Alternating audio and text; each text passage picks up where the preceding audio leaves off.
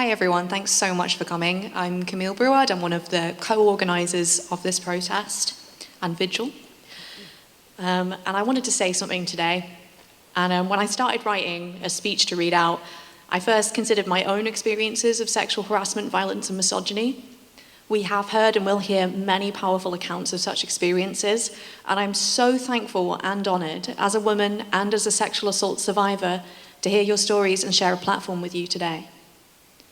There's a related issue I wanted to address that affects some of the most vulnerable and discriminated against women, transgender women. The issue is transmisogyny. Sorry, I lost my place. As someone who is part of the LGBTQ community, this is a topic close to my heart. I'm especially aware that no trans women are speaking today, and I want to make sure we're not silent on this. Trans women's lives, experiences, and history are rarely heard in the media or in public life, and rarely understood by cisgender people. Transphobia is rife in modern society, to a level that's similar to what homophobia was like in the 1980s and 90s, and unfortunately, to an extent now. The scaremongering, the misinformation, the hatred, and the violence. There's a lack of education at play here. I see people consistently confusing gender with biological sex, thinking that sexual characteristics or chromosomes are what make people a man or a woman, when gender is a social construct. In other words, something that exists because we, as a society, have decided that it exists, and part of a person's internal sense of identity and lived experience. I even see cisgender women, some who call themselves feminists, wanting to exclude trans women from spaces designed for all women's protection and safety. They say it's to protect women, but by that they only mean cis women, thereby leaving one of the most at-risk groups of women out in the cold when it comes to protection against violence and sexual assault. Thinking that trans women are not women is not only inaccurate and insulting to our trans sisters, it's insulting to cis women too, to all women. It feeds into a narrative that reduces women to their bodies, when womanhood is so much more than that.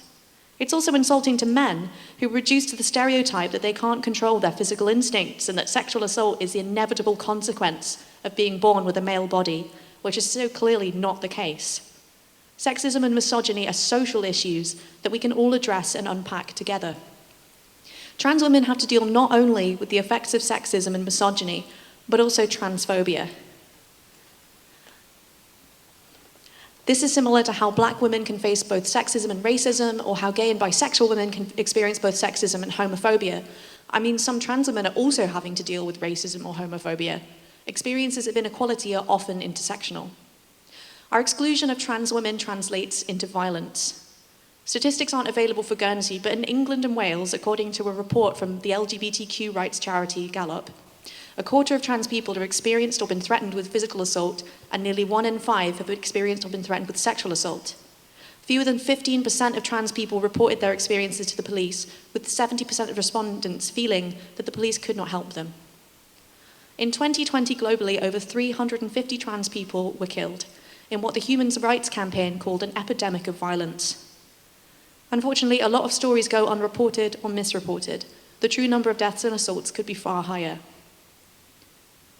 We need to make sure that transgender women are part of the conversation, that trans women can feel safe and be heard.